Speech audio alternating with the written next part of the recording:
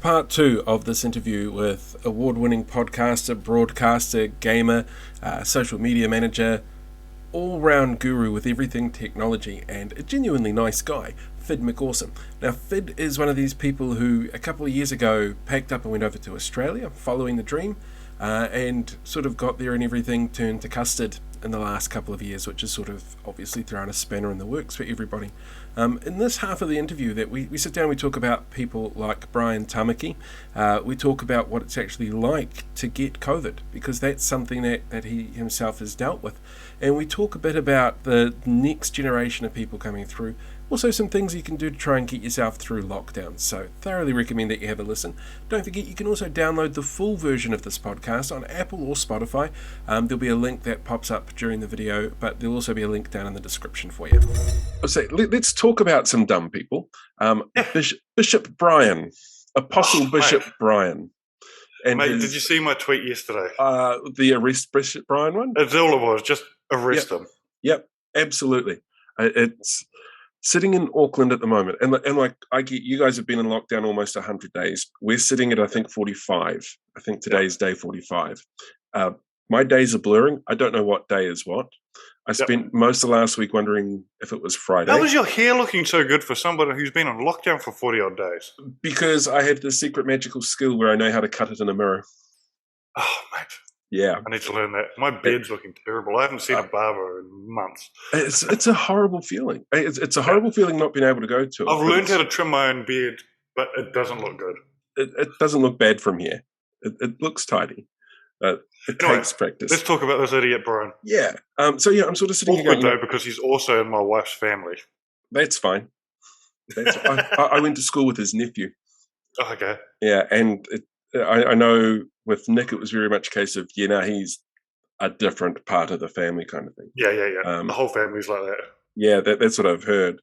For me, like I'm stuck in this house by myself, which going a little stir crazy. That's going to be rough.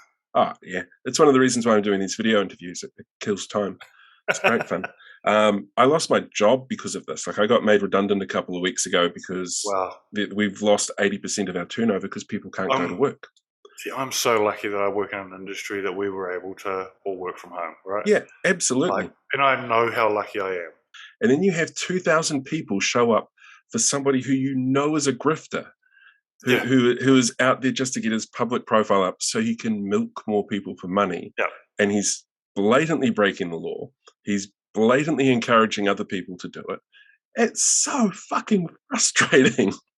Right, and it's the same shit we saw last year or earlier this year with that other idiot, TK. Yes, Billy. Yeah, Billy. And he got arrested for it. Yeah, finally. Yeah. But Brian doesn't seem to be getting in trouble for it. It's just... And I find this really interesting, and I don't understand the hesitance to arrest him. Like, is his public profile isn't so important that arresting him would cause any undue... I'm wondering whether or not would the church get violent? Because I know that they have quite a big ex-gang member population in the church as well. I think that was the consideration for it. 2,000 people versus a dozen cops. Those numbers are not great numbers. No, they're not. And we've seen the same thing here in New South Wales with the anti-mask, anti-vax protests that we've had here. Like, we've had thousands of people versus hundreds of cops. Yeah, and it's something the police don't like to admit, but their power comes from people believing they have power. Correct. And look, I genuinely think Black Lives Matter did a lot of good. Yeah. In some cases, for showing that cops don't have all the power that people thought they had. Absolutely. It's just when you get in a weird situation. I literally tweeted this the other day. I've had this weird, horrible position of going, God, I hate these people, but I also hate the cops. Yes. Yeah. And in this situation, you want the cops to be the ones stepping in and going, look, you're breaking the law and you're putting people's lives at risk. And they didn't. And I think that's sort of... But at the same time, I would not want to be a cop there taking on 2,000 very angry, worked up protesters. Yeah. I get the public safety element of that as well. I think they're put in a position, right, where they can only manage the situation, Yeah. right? So we saw the same thing in Victoria a couple of weeks ago with the tradie. Yeah. Well, I'll call them tradie riots because they were not protests. No, they weren't. For the footage that we saw here, people running rampant in the streets and destroying things and hurting Throwing people. piss at people. Like, I had friends who were literally trying to go down to the supermarket to grab something masked up or whatever, who got stuff thrown at them. Like, one of them tweeted out a video of people throwing a can at her. Oh my God. Because she wasn't wearing a mask. Oh, because she was wearing a mask. Sorry. She was wearing a mask. She was trying to get to where she was going, and she saw the picketers or the rioters walking past, and they saw her, abused her for wearing a mask. Then when she responded, as most of us probably would, and went like this. Yeah. And started getting shit thrown at her. Oh my God. When did wearing a mask become a political statement? This is the thing, right? And this is the fucked up part about it being in New South Wales and Sydney as well, right? Is we have been wearing masks longer than the rest of the Western world because our state was on fire. Yes, exactly. Right? Our state was literally on fire before COVID happened. Like, for months before 2020, like during 2019, for months we were all wearing masks because we didn't want to inhale the smoke and the ash and stuff. Like, we were at a point where literally I could walk outside my house, put my hand out, and ash would land on my hand. Wow. Right? So we were wearing masks for that purpose. There were never anybody going, I'm not wearing a mask. Because people were using common sense and going, shit, I can see this ash, I don't want to breathe that in. Yeah.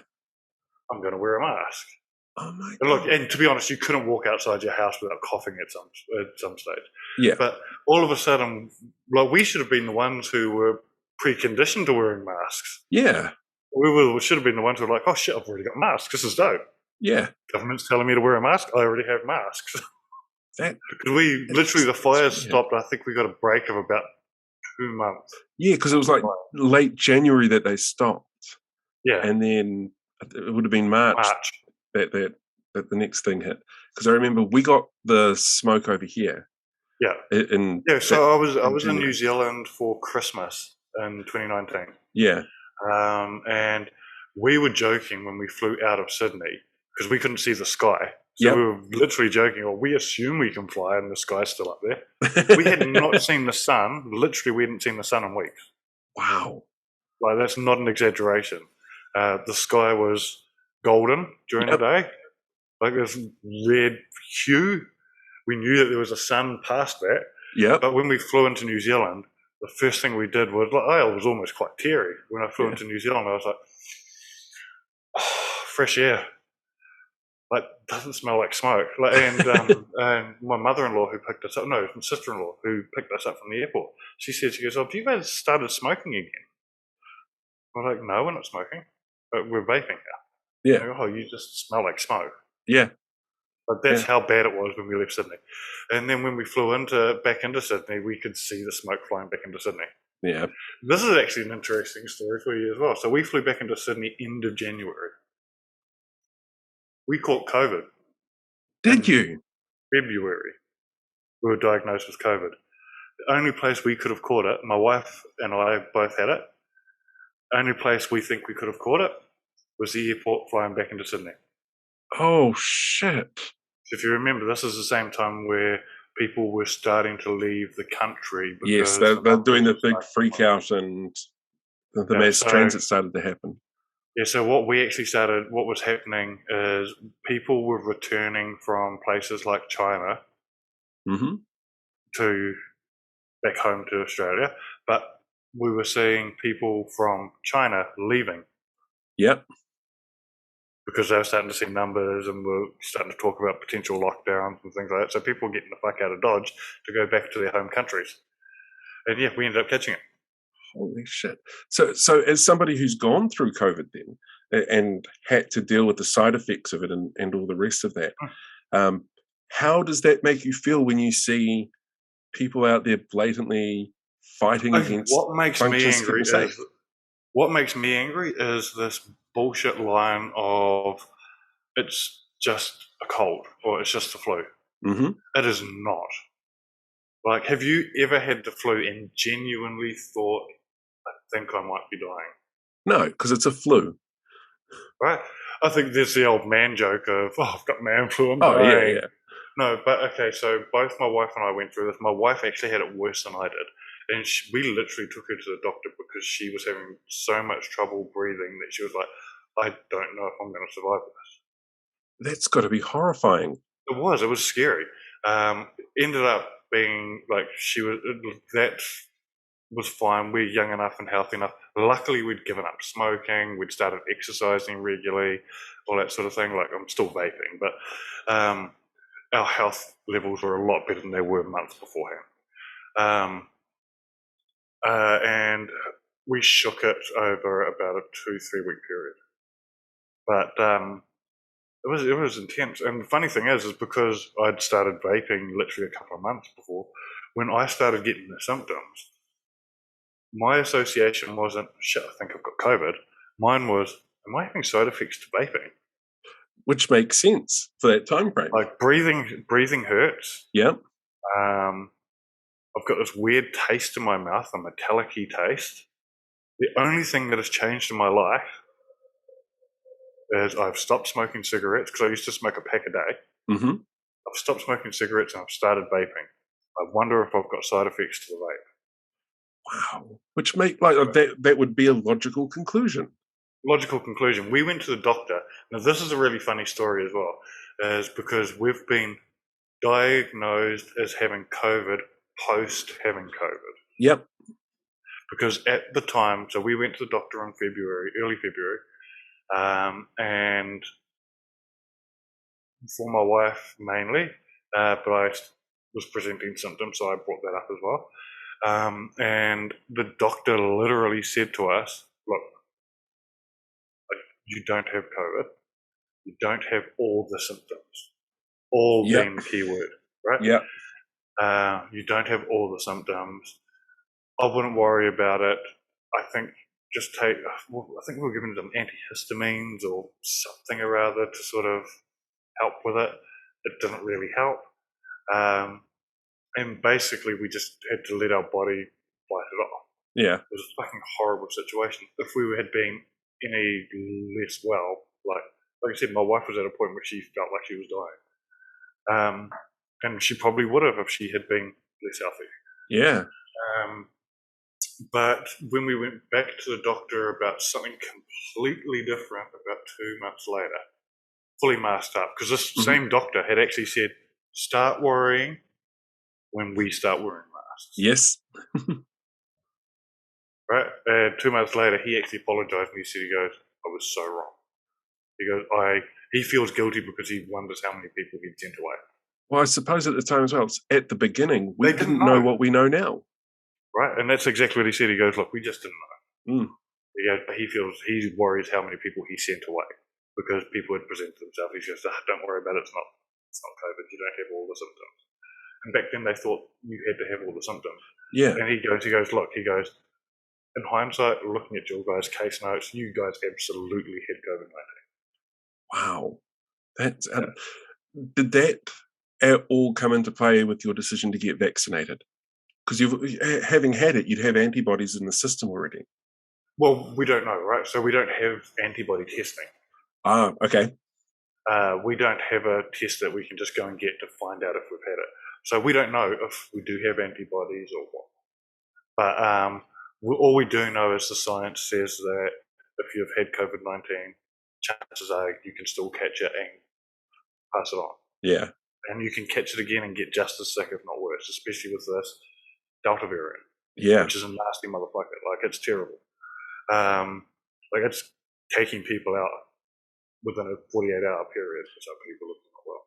Yeah, I've seen that. It hits hard and fast. Yeah, it does. So that was literally our decision of getting vaxxed was twofold. One, we want to see our friends again. And two is we don't want to get sick and die. And if it's going to help lower the curve and keep other people safe, that's what we'll do. If we get freedoms and we're told we've got freedoms, wearing your mask is going to stop that from happening again, I will wear my mask forever. Yeah. I have no qualms. The rest of my existence, I will wear a mask. Yep. If that's going to be what it takes for us to get back to normality. There's two percentages or goalposts that we're going for. 70% is reduced restrictions. So by the end of next week, it looks like we're going to hit 70%. Mm-hmm.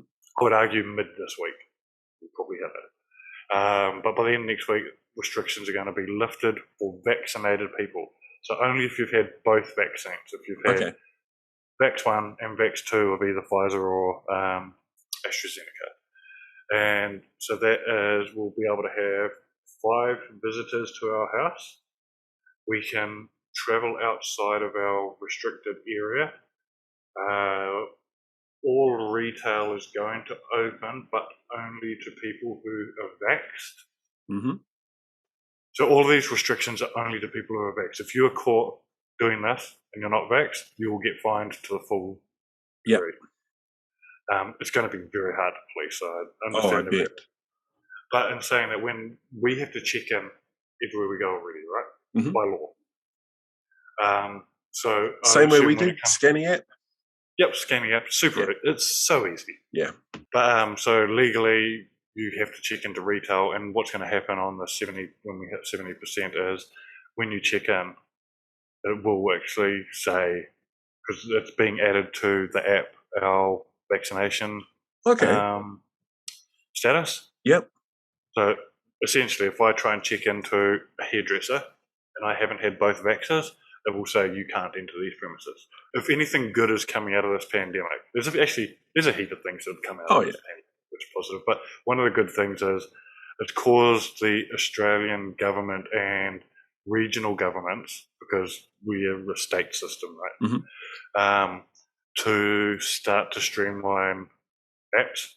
So services that were once disconnected are all of a sudden becoming connected, which is making life a hell of a lot easier. So I had a situation where I couldn't connect my New South Wales government account with my Medicare account because I set up Medicare on one email and I set up my New South Wales government on another email, and they just would not bring data over to each other. Yeah.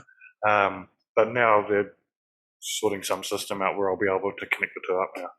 That's actually really handy. Yeah. Like, very handy. You guys have Gladys Berejiklian. Oh, look, nobody is going to give you shit for getting her name wrong. I still cannot pronounce it. What we've been calling her over here is Gladys Butter Chicken. And the other one is Glad I Berry Jiggly Tits. It is a complicated name. It is. And look, and this is one thing with moving to Australia. I have had to learn so many different language or names and languages and things like that. I mean, not fluently, of course, but just learning different ways of pronouncing things, because in New Zealand, you don't realise how isolated we were from other cultures and stuff until you leave. Yeah, most of our names are either Maori or anglicised. So it's But over here, it's Middle Eastern, a massive Greek population, huge Italian population over here, massive Korean and Chinese population. So, look, moving over here was awesome for food. I bet. Like, the food options in this country are so good. Oh, man. I want to go travelling just to be able to do that.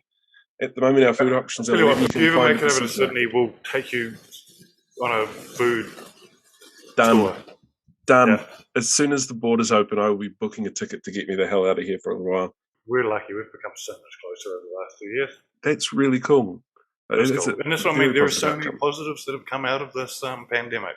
And this is one thing, like last year, I was looking, and it was literally while Black Lives Matter was rolling out, right? I had this real downer moment. And I was just like, I was looking at the world and I was just like, this sucks. We've had the fires. I think the rat plague had just started in New South Wales. COVID was at that peak. Black Lives Matter was happening. Fucking Trump was a fucking thing. There's just all of these things happening all at the same time. And I was having a real downer. And my wife actually said, she goes, look, you're right that there are some shitty things happening. You could look at it like that, or you could look at it like this. We've got to spend heaps of time together. We get to spend time, lots of one-on-one time with our kids. We're watching racial issues being torn down. We're finally seeing all these issues being addressed. Where she literally just rolled off all these positive things that have happened in that same 12-month period. And she goes, yeah, it sucks that we don't get to spend time with our friends. It sucks that we don't get to travel. But aren't you going to appreciate that more when it happens? Like I am.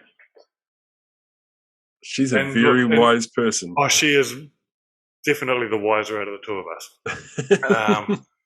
But yeah, it's been, look, and I constantly remind myself ever since she said that to me, is there are positives that have come out of this. Like, and look, as I said earlier, I am under no thing that, you know, I'm in a very privileged position. I'm earning really good money. My job is still safe. If anything, my industry has thrived under this. Yeah. So I work in the gaming industry, right? Yeah, exactly. And what have people got time to do at the moment? Yeah. Heaps of fucking time to play video games. So our industry's thriving. So I look at that, and it makes me feel, one, very thankful, but two is I'm looking at the rest of the world and sort of seeing like how lucky we are. Yeah. And I've given more money away to charity in the last 2 years than I ever have. That's a really good outcome as well. Helping more people. Yeah, I mean, I've now got a weekly payment that goes out to helping the homeless here in New South Wales, because homelessness is a massive problem here. Yeah. But people haven't really been thinking about how COVID's been affecting them. Yeah, because again, if you're inside and you're not seeing the problem face to face, it's not necessarily something you consider. Exactly right. So yeah, a whole bunch of things like that. So, and yeah, donating money to Black Lives Matter for bail and things like that. So yeah, it's been a shitty year, but it's been an interesting year to sort of take stock. That makes sense. All right, last question for you, and this is one that I ask everybody. Okay. What advice have you got for people who are coping with lockdowns or level changes or everything like that to help them just get through the period of what's going on? Okay, so now this may not work for everybody, right? So, and like I said, I live in a situation where I live with my wife, so it's going to be different for anyone who lives on their own and stuff. But we have started sort of instating things that we do regularly that give us something to look forward to, because at the moment, outside of anything you create, you don't have anything to look forward to. We don't know when lockdowns were ending. We don't know, it is easy to go down a spiral. So we created things like Friday night we would have a date night, and it would be on one of us to come up with what we were going to do that night. So we've done things like, literally, we had a night at the opera last year, which was really literally cool.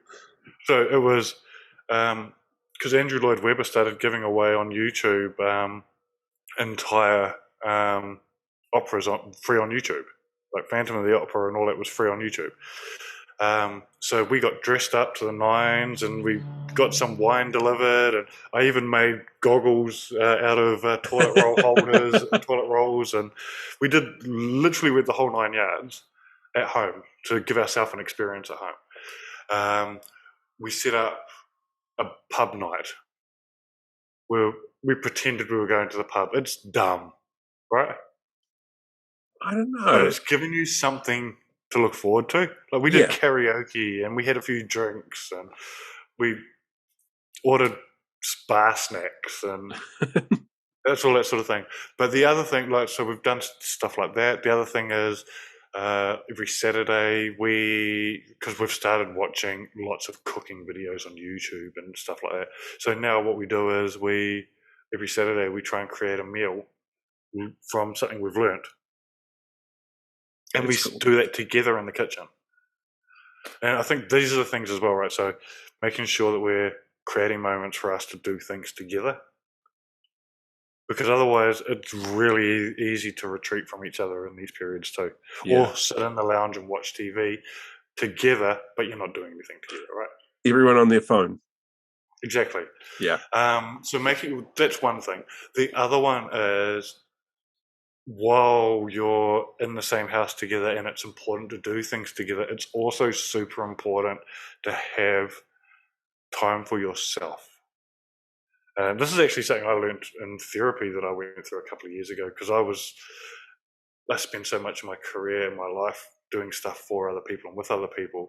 I had never sort of stopped to give myself moments. And I think from that learning, I've learned, it's important for us to take time for ourselves as well. So I did things like personal little projects. And I think these personal little projects are important. I didn't have one for the last 2 months, but if you have a look at my background, I've got a pinball machine. I was going to say, I can see some personal projects in the background there that I've seen you do. I made that pinball machine from scratch. How long does that take?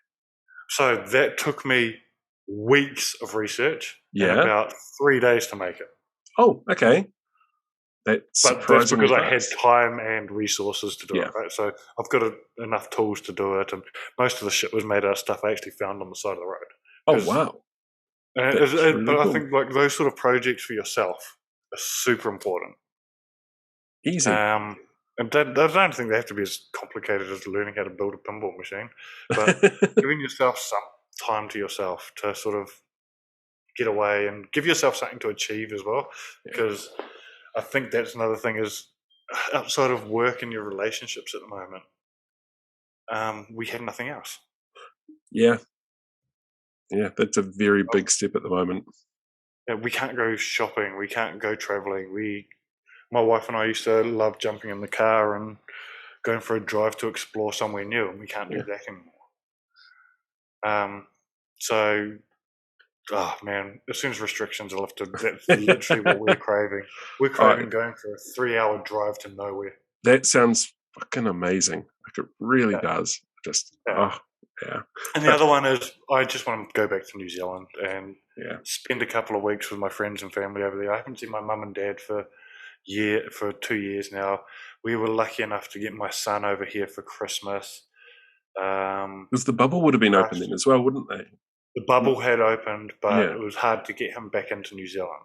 Oh, okay. It was easy for him to come here. Getting him back over ended up being that's a whole other thing. But we were lucky enough to have him here, but I haven't seen him since January.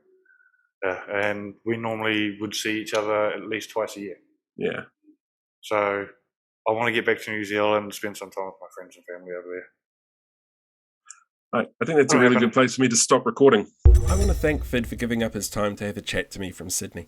As you can imagine, it is an interesting experience being an expat Kiwi over there, watching what happens unfold in New Zealand from afar, knowing full well that it means it's going to be a little bit harder for you to catch up with your friends in whanau, but also seeing how they cope versus how we cope, how you can use that to inspire what you're doing, and how you can use that to inspire other people around you to think creatively and do things differently.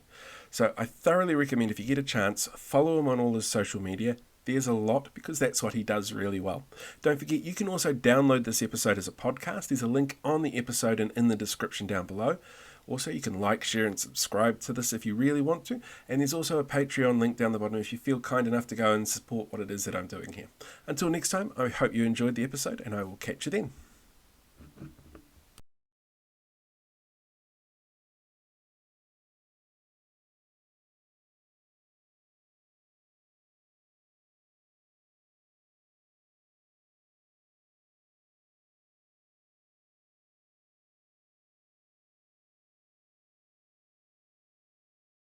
That's true. He's like, I'm going to rebel against all my friends' parents.